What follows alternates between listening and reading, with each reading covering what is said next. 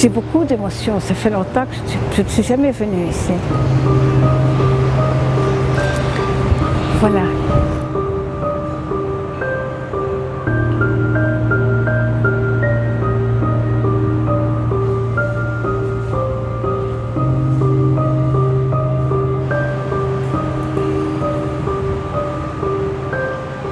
Le centre-ville était vraiment le centre de la vie de Beyrouth. Et surtout moi qui avais passé 3-4 ans à Lorient, c'était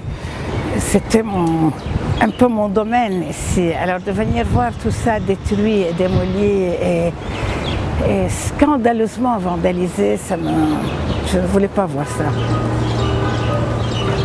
Alors je ne suis plus venue. Mais maintenant ça m'émeut énormément. Pourtant, j'ai connu des moments tellement heureux à Lorient. Tout d'abord, aussi peut-être étonné de savoir que j'ai été la première jeune fille journaliste à Lorient. Ça n'existait pas à l'époque qu'une jeune fille soit journaliste, vous venez pour interviewer quelqu'un, il vous fait attendre tout ça. Tout le monde a été extrêmement choqué à Beyrouth. Et mon père était furieux parce que je ne lui avais pas demandé l'autorisation. Georges Naache est venu lui dire comment Cheikh Najib, votre fille et choses. Et moi je suis rentrée pas totalement à l'aise.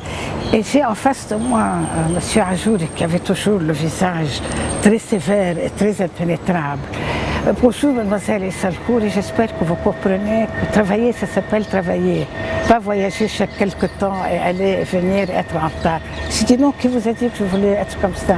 Il m'a dit en plus j'ai une dernière recommandation.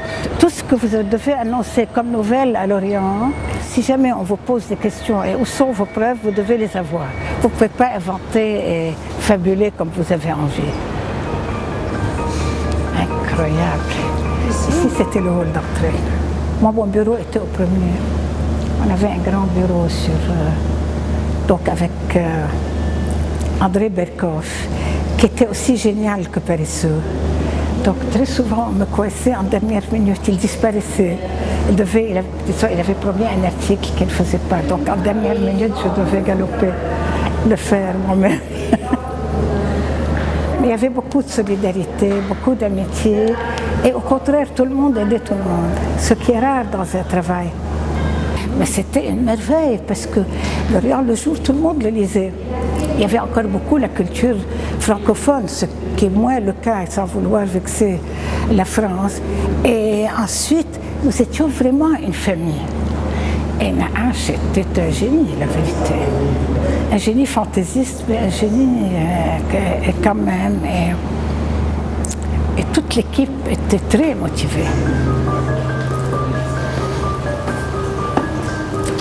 Oui, c'était là le bureau, quelque part, je ne saurais plus dire.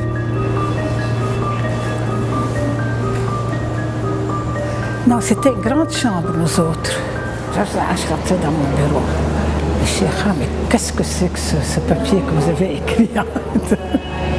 Il me le jetait à la figure pratiquement. Mais c'est bien parce qu'on était toujours forcés de mieux faire. Donc c'est des souvenirs tout à fait merveilleux. Peut-être qu'après nous, ils ont morcelé, je ne sais pas.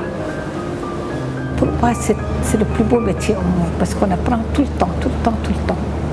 Et on fréquente des tas de gens que la vie, votre vie normale, ne vous aurait jamais permis de fréquenter.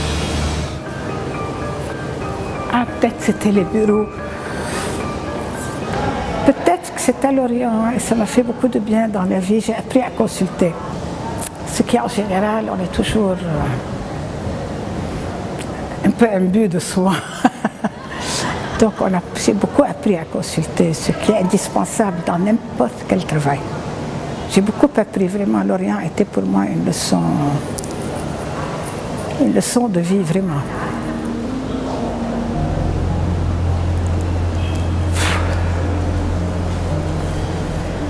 La vérité, c'est très émouvant pour moi.